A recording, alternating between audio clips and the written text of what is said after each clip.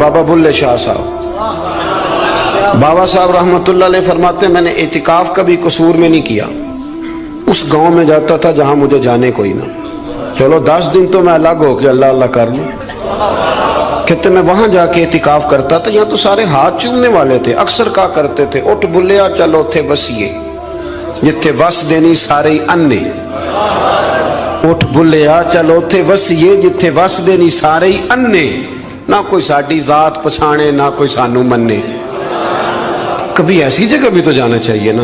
اور بڑے ناز سے میری طرح کے بندے بھی کہہ رہے ہوتے ہیں وہ تو کونے تو آ کے میرا نام پوچھے ہو پہنچ جاؤ گے، وہ کبھی اپنے آپ سے پوچھ تو صحیح کہ یہ تو کہاں مبتلا ہو گیا، یہ شہرت، یہ شور شرابے، یہ آنا جانا، مزہ تو تب ہے کہ صبح قیامت آپ کو پردوں میں ڈال کے کہہ دیا جائے کہ جا تیری پردہ پوشی کی، تیرا عیب نہیں کھولے جائیں گے، بغیر حساب جنت میں چلا جا۔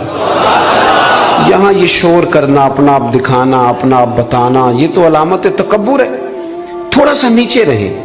یہ ہوتا ہے کئی دفعہ کہ انسان کچھ اللہ تعالیٰ اسے وقار دے دیتا ہے تو اس کا قد اونچا ہو جائے، اس کی سیٹ اونچی ہو جائے، لیکن دل اس کا سکون میں رہے۔ امام غزالی روایت لائے ہیں، حضرت حذیفہ بن یمان رضی اللہ تعالیٰ عنہ فرماتے ہیں میں اپنے قریب محبوب علیہ السلام کے ساتھ سفر کر رہا تھا، گرمی کا موسم تھا، سفر کرتے کرتے ہم ایک باغ کے قریب سے گزرے تو سامنے کنواں نظر آیا، حضور فرمانے لگے حذیفہ یار گرمی بڑی ہے، غسل نہ کر لیں؟ میں نے کہا حضور بڑی بات ہے، کر لیں۔ کہتے ہیں سرکار کنویں کے قریب گئے تو کپڑوں سمیت غسل کرنے لگے، پھر بھی مجھے فرمایا کہ ذرا چادر نہیں تان لیتے؟ میں ذرا پسند نہیں کرتا کہ یہ گرمیوں میں ہمارے بچے جس طرح کا لباس پہنتے، یہ تہذیب کے مطابق نہیں، تہذیب کسی اور چیز کا نام، آپ ذرا کھلا لباس پہنیں اور آپ ذرا کچھ چیزوں کو چھپائیں، آپ مہذب لگیں گے، آپ مناسب لگیں گے۔ کالی بنیان پہن کے تو گلی میں نکل جانا، گلی میں کیا گھر میں بھی بیٹیاں ہوتی ہیں، بہنیں ہوتی ہیں، کیوں اس طرح کا لباس پہنتے ہیں جو غیر مناسب محسوس ہو؟ حضرت حذیفہ بن یمان رضی اللہ تعالیٰ عنہ فرماتے ہیں حضور کپڑوں سمیت غسل فرما رہے تھے، پھر بھی مجھے فرمایا چادر تان لو۔ توجہ ہے میری بات پر؟ یہ نوجوان ذرا زیادہ غور کریں کیا عرض کر رہا ہوں۔ کہتے ہیں میں چادر تان کے کھڑا ہو گیا، حضور غسل کرنے لگے تو پانی ٹھنڈا تھا، گرمی بھی بڑی تھی، حضور کو نہ ذرا لطف آیا تو فرمانے لگے تھوڑا اور نہ نہا لوں؟ میں نے کہا حضور نہائیں۔ کہتے ہیں سرکار کو اور لطف آیا، فرمانے لگے ذرا اور نہ نہاؤں؟ میں بڑا مطمئن تھا، بڑا راضی تھا کہ مجھے نوکری کا موقع مل رہا ہے۔ کہتے ہیں ایک دو دفعہ سرکار نے فرمایا، پھر حضور بس کرنے لگے تو میں نے کہا حضور تھوڑا اور غسل فرمائیں، گرمی بڑی ہے۔ کہتے سرکار اور غسل کرنے لگے، خاصی دیر حضور نہائے، غسل فرمایا، فارغ ہو گئے نا جب، میرا کلیجہ بڑا ٹھنڈا تھا کہ میں نے نوکری کر لی۔ جب فارغ ہو گئے تو حضور مجھے فرمانے لگے چل اب تو غسل کر۔ اگر روٹی بچ جائے تو بندے ڈرائیور کو بھیج دیتے ہیں، اگر کبھی بچ جائے، چلیں آپ نے کون سا مجھ سے ناراض ہونے، آپ تو اپنے ہیں، اگر کوئی دیگ بڑھ جائے تو مدرسے بھیج دیتے ہیں کہ وہ اس کو کہتے ہیں آپ یہی ہیں کہ اس کے پیروں کے نیچے فرشتے پر بچھاتے ہیں، یہ بھی آپ کہتے ہیں کہ حافظ جی آپ کی بڑی شان ہے، آپ نماز پڑھاتے ہیں، پر دیکھ وہ بھیجنی ہے جو بچ گئی، وہ آپ بھیج دیں، بچ گئی ہے وہ زیادہ تھی تو ہم نے کہا چلو بچوں کو دے دیتے۔ یہ اعزاز نہیں دیا، دیکھ دے دی پر آپ نے عزت نہیں دی، وقار کا مزہ نہیں آیا اس کا، یہ کوئی سرور والا کام نہیں۔ میرا ایک دوست مجھے ایک دن کہنے لگا حضرت جی اگر کوئی ٹائم ملا نہ نکلا تو میں آؤں گا۔ میں کہ یار نہ آئیے دا کوئی مزہ ہے، ساڑھے کو تو ٹائم کٹ کے آنا یار، حد ہو گئی، تو کہے کہ میں بڑا مصروف ہوں پر آپ حکم تو کرے، میں سویرے ہی آیا۔ یہ کیا بات آپ نے، اسی کو بچے کچھ ٹائم آ لیا، ہمارے پاس تو آ، تھوڑا سا سارا کچھ چھوڑ چھاڑ کے پتہ چلے کہ تو آیا ہے۔ میری بات کی سمجھ آ رہی ہے میرے عزیز؟ بات کو سمجھنا ہے آپ نے۔ حضرت حذیفہ بن یمان رضی اللہ تعالیٰ عنہ فرماتے ہیں کہ جب حضور غسل فرما چکے تو کہنے لگے اب تو غسل کر۔ کہتے ہیں میں غسل کرنے لگا تو سرکار نے فرمایا چادر مجھے دینا، میں تان کے کھڑا ہو جاؤں، یعنی نبی کریم کی بات کر رہا ہوں۔ وہ ساری زندگی پیر صاحب نوکری کراتے رہتے ہیں، مرید پہ چڑھ جائے نا قرضہ تو کہتے ہیں اس کا ذاتی معاملہ ہے، تو جب تیرے گھر جھاڑو دے رہا تھا پھر نہیں ذاتی معاملہ تھا؟ تھوڑی تو بھی پیار کر لے، کبھی تو بھی ان کے ساتھ کہہ۔ وہ میرے ایک دوست ہیں پیر صاحب، تو عرس پہ میں گیا ہوا تھا تو ان کا بچہ وہ اپنے بیٹے سے پوچھتے ہیں کہ پتر وہ دال والا جو دیگ ہے وہ گرم ہی ہے نا؟ کہنے لگا ابا جی بس ٹھیک ہی ہے چل جائے گی، یعنی گرم کرنا بھی پسند نہیں صاحبزادے کے لیے، ابا جی چل جائے گی۔ تو پیر صاحب نے بڑا اچھا جملہ کہا، کہنے لگے پتر جب تو مریدوں کے گھر جاتا ہے تو تیرے ساتھ یہ سلوک کرتے ہیں؟ اس طرح تو نہ کر یار، کم از کم تیرا زور لگے گا ایک آرڈر ہی کرنا ہے ذرا گرم ہو جائے، پر ہم سمجھتے نہیں نا چیزوں کو، الا ماشاءاللہ اچھے لوگوں کی بات نہیں کرتا۔ میرے بھائی حضرت حذیفہ بن یمان رضی اللہ تعالیٰ عنہ فرماتے ہیں قربان جاؤں کریم رسول نے چادر تان لی، میرے لیے چادر تان لی، میرے لیے، تو امیر حرم میں فقیر بے نوا، تو کجا من کجا، یعنی میرے لیے چادر، میں گلیاں دا روڑا کوڑا تے میں نو محل چڑھایا ہے سانیاں، حضور نے چادر تان لی، کرنا غسل، اگر مجھے گرمی لگ رہی ہے تو تجھے بھی تو لگ رہی ہے نا۔ حضرت حذیفہ بن یمان کہتے ہیں میں نے کہا حضور میں بغیر چادر کے، فرمایا نا میں کھڑا رہوں گا تو کر غسل۔ حضرت حذیفہ بن یمان کہتے ہیں تھوڑا سا غسل کر کے میں نے چھوڑ دیا، حضور فرمانے لگے نہیں اور نہا ذرا۔ کہتے ہیں میں نے عرض کی یا رسول اللہ صلی اللہ علیہ وسلم میں نہا لیا، فرمایا نہیں تھوڑا اور غسل کر، فرماتے میں نے اور غسل کیا، تھوڑی دیر کے بعد فارغ ہوا، میں نے کہا حضور مہربانی فرمائیں میں نہا چکا، تو فرمانے لگے نہ ہمیں اتنی دیر میں نے کیا ہے، تو بھی اتنی دیر غسل کر۔ حضرت حذیفہ بن یمان کہتے ہیں میں رو پڑا، میں نے کہا محبوبہ تیرے کرم پہ قربان جاؤں اب بس کریں، حضور میں نہا چکا ہوں۔ تو حضور فرمانے لگے حذیفہ گھر سے کٹھے نکلے تھے نا، گرمی میں ایک جیسا سفر کیا ہے نا، یار تو غسل کر، مجھے اچھا لگا یار یہ کیا سٹیٹس ہم نے بنا لیا، ہم اپنوں کے بیچ بھی اسی طرح رہیں گے، ہم اپنوں کے بیچ جو ہمارے اپنے ہیں ہم ان سے بھی کبھی، میں مسجد میں بیٹھا ہوں باوضو، ابھی میں نے عشاء پڑھی ہے، کو دیانتداری سے بتاتا ہوں، میں بیمار ہو گیا تو بڑی میری ٹانگوں میں ٹائیفائڈ بخار تھا، تو بڑی سخت تکلیف میری ٹانگوں میں آئی، اذیت آئی، مجھے چلا نہیں جاتا تھا، چھڑی پکڑ کے میں چلتا تھا، میری اماں جی حیات تھی، میں نے ان سے کہہ دیا کہ بڑی ٹانگوں میں درد ہے، تو میں سو گیا، میری آنکھ کھلی تو میری ماں میری ٹانگیں دبا رہی تھی، میری ماں میری ٹانگ، اور میری جیسے آنکھ کھلی تو میں نے جھٹ سے اپنی ٹانگوں کو سمیٹا، میں نے کہا اماں جی آپ یہ کیا کر رہی ہیں؟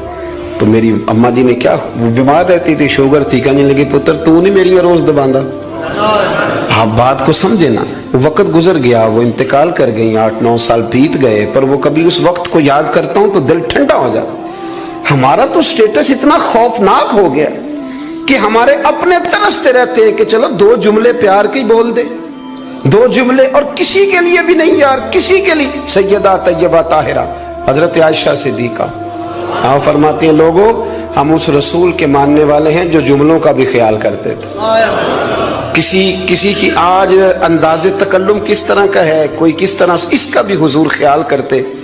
ایک دن مجھے گھر میں بیٹھے بیٹھے فرمانے لگے عائشہ جب تو راضی ہوتی ہے تب بھی مجھے پتہ چل جاتا ہے، اور جب تو ذرا تھوڑا سا دل میں کوئی بات رکھتی ہے تو پتہ مجھے پھر بھی چل جاتا ہے۔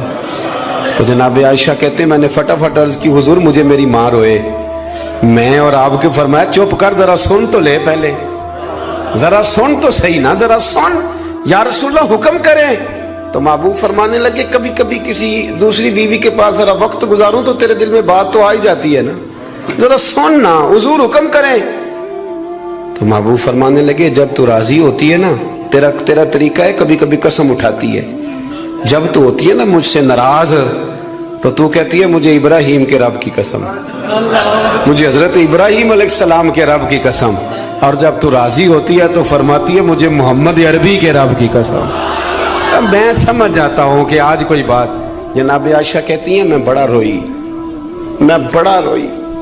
حضور نے فرمایا کیوں روتی ہے؟ میں پھر رو پڑی، حضور نے فرمایا میں نے تو تیرے احساسات بیان کر تو رو پڑی، کہنے لگی روتی اس لیے ہوں کہ اللہ نے کیسا کریم رسول عطا فرمایا، حضور لفظ و جملوں تک کا احساس، فکرے کس طرح کے بیان کر رہا ہے، آج اس کا ذہن کس طرف چلا گیا، اس بات کا بھی خیال ہمارا تو یقین کرے وہ بلند و باغ مزاج جانے ہمیں کہاں جا کے کھڑا کرے گا، کس جگہ پہ جا کے ہم رکیں گے۔ بڑا شوق ہے لوگوں کی گردنیں جھکانے کا، بڑا ہمیں شوق ہے، یہ میرا ملازم ہے، گھر میں بھی گئے ہیں تو 2-4 بندے کھڑے ہونے چاہیے اعزاز کے لیے، تھوڑا سا جھکے تو صحیح، تھوڑا پیار کرنا تو شروع کریں، تھوڑا یہ آپ کی دیکھیں نا جو بالکل अकड़ जाए वो मुर्दा होता है, और जिसमें कुछ ना कुछ लचक हो वही तो जिंदा होता है. अगर आप पकड़े हुए हैं, अकड़ गए हैं आपको अपने अलावा, वो किसी ने कहा था खुदा मुझे ऐसी खुदाई ना दे कि अपने सिवा कुछ दिखाई ना दे. क्या लेके जाना है इस दुनिया से अगर आप चंद मिनट किसी से प्यार ही नहीं कर पाए, किसी का एहसास ही आपकी तबीयत में नहीं आया, आपको जरा ख्याल ही नहीं आया किसी की बाबत, लेकिन हमारा वो एहसास किधर गया. असल बात यह है कि अंदर तकब्बुर छुपा लिया है, अब वो निकलता नहीं, खटकता बड़ा है, तंग बड़ा करता है, बड़ी आरजू है कि जाना जाऊं पहचाना जाऊं, समझते नहीं. मौला कायनात शेर खुदा अलीउल मुर्तज़ा हजरत मौला अली करमल्लाहु ताला वजहुल करीम कूफे में तशरीफ फरमा थे तो गुलाम से कहने लगे चल जरा शॉपिंग करने चले. किससे? बोल के बताइए. ले गए हो कभी मुलाजिम को साथ? हम तो अब्बा जी को नहीं लेके जाते, हालांकि उनको कभी कभी ले जाएं तो उन्हें बड़ा अच्छा लगे. कभी कभी वालिद साहब से कहें ना कि मौसम बदल रहा हो 2 जोड़े लेने चले, हम लेके जाएं कभी उनको साथ बिठा के, उनसे कहा अब्बा जी आए मेरे लिए कपड़े पसंद करें. उन बेचारों ने बूढ़ों ने क्या पसंद करना है, पर आप साथ लेके जाएंगे तो उनका दिल बड़ा ठंडा होगा. लेकिन ये काम भी हम यारों के साथ ही करते हैं, वालिद को कहाँ लेकर के जाते हैं. मौला अली शेर खुदा गुलाम से फरमाने लगे चल ना यार कपड़े खरीदने. खादम कहता है मैं साथ गया, हजरत अली ने 2 जोड़े खरीदे. फरमाया आज 2 लेने भी, एक तेरा एक मेरा. कहते एक खासा महंगा लिया, एक जरा सस्ता लिया. मैं फौरन समझ गया महंगा आका का है और सस्ता इसी तरह ही होता है ना. महंगा जोड़ा आका का है और सस्ता गुलाम का है. कहते हैं थैले में कपड़े डाले, मैंने उठाए, मैं गुलाम था, वो चौक आ गया जहां से मौला अली ने अपने हुजरा नूर में जाना था और मैंने अपने घर जाना था. फरमाते हैं वो जगह आ गई. शेर खुदा रज़ी अल्लाह ताला अन्हु फरमाने लगे कि लिया पुत्र मेरे वाला जोड़ा मुझे दे दे, ला वो मेरे कपड़े मुझे दे दे. तो कहते हैं वो बड़ी डेफिनेट थी बात थी, मैंने उसी वक्त निकाला महंगा जोड़ा, जनाब अली को थमाया. तो हज़रत अली फरमाने लगे ये तो नहीं मेरा. बातें मजे के लिए सुनते हैं सिर्फ, अगर इनके सुनने में इतना मजा है तो उस पर अमल करने में कितना मजा होगा, ये भी तो कभी आप महसूस करें ना. हजरत मौला अली शेर खुदा फरमाने लगे ये नहीं मेरा, मेरा तो वो दूसरा है. वो कहता मैंने एक फलसफा बयान किया, एक इल्लत बयान की, एक लॉजिक मैंने बयान की. मैंने कहा हुजूर आप महंगा पहने क्योंकि आप आका हैं, और मैं सस्ता पहनूंगा क्योंकि मैं. तो हजरत अली ने फौरी तौर पे हुक्म नहीं लगाया कि नहीं तो दूसरा मुझे दे. आलिम थे ना, तो उसने इल्लत बयान की तो पहले उसका वो सबब तोड़ा, पहले उसकी उस बात का जवाब दिया. दलील का जवाब दलील से देना चाहिए ना.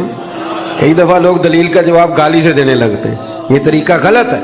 हजरत अली से उसने कहा एक इल्लत बयान, एक सबब बयान. कहने लगा हुजूर आप चूंकि आका हैं तो आप जोड़ा पहने महंगा, आप कपड़े इस्तेमाल करें महंगे, मैं चूंकि गुलाम हूं तो मैं इस्तेमाल करूंगा सस्ते. तो हजरत अली कहने लगे तो ये वाला फलसफा ना बयान कर, तू मेरे वाला कर.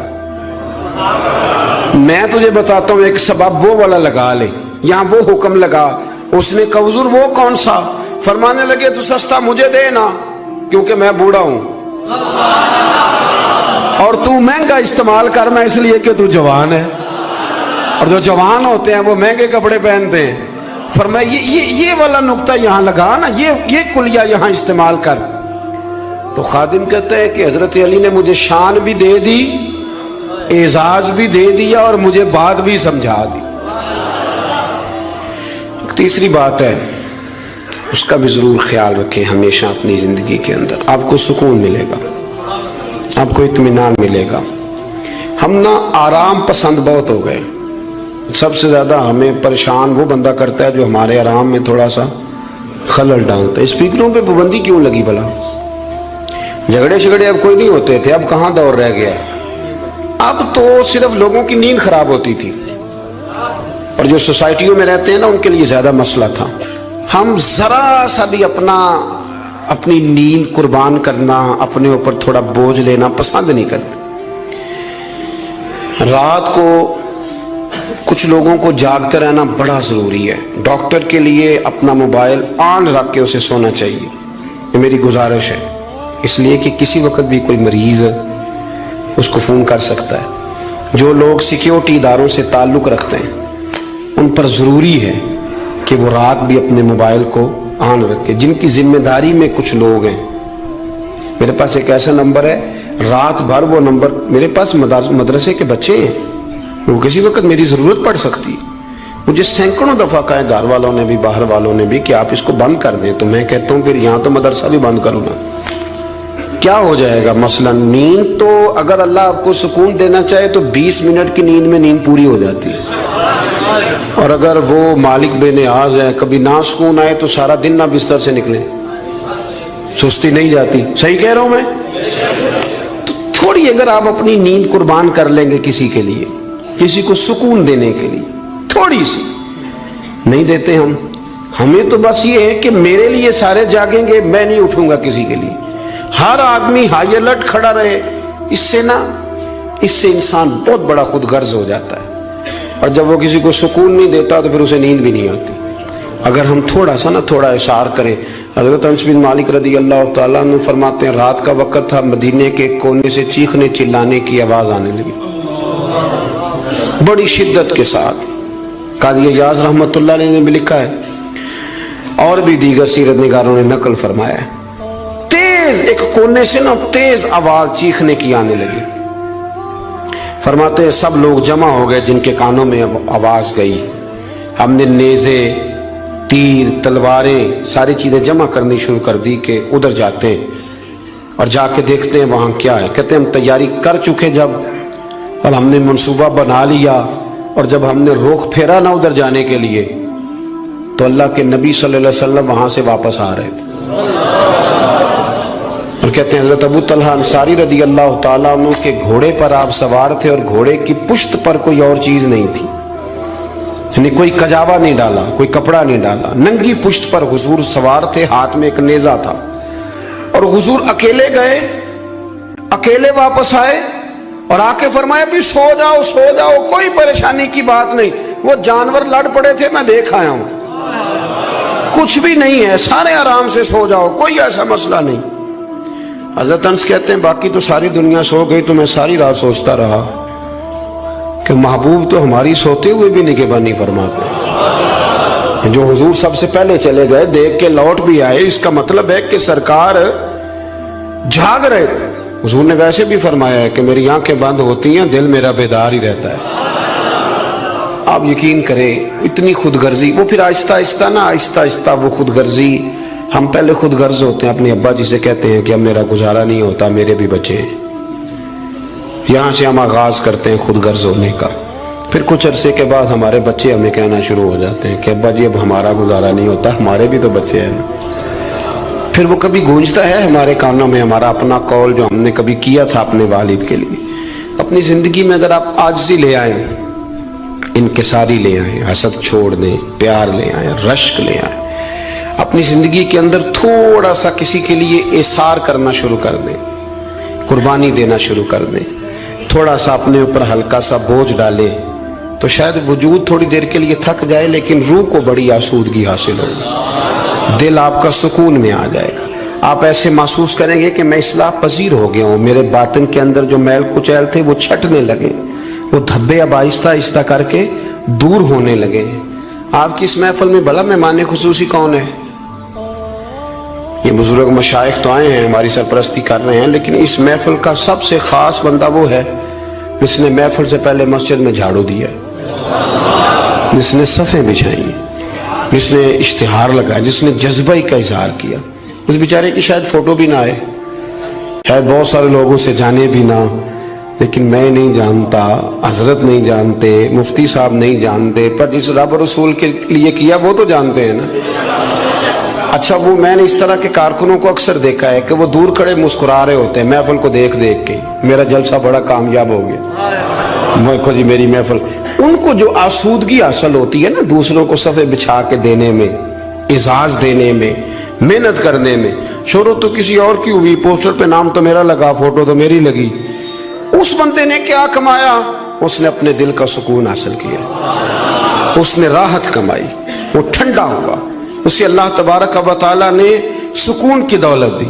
وہ رات کو جب سوئے گا تو کہے گا میں نے کمال نہیں کر دی، حالانکہ کسی کو کوئی پتہ نہیں، اس کی وہ جو ساری باتیں ہو رہی ہیں وہ رب رسول کے ساتھ ہو رہی ہیں، اللہ نبی۔ یہ والا سکون تلاش کریں، پھر آپ دیکھیں کتنی جلدی اللہ تعالیٰ آپ کے دل کو سکون دیتا ہے۔ یہ زیادہ دور نہیں ہے، یہ بہت مشکل کام نہیں ہے، کچھ چلے مجاہدے کرنے والا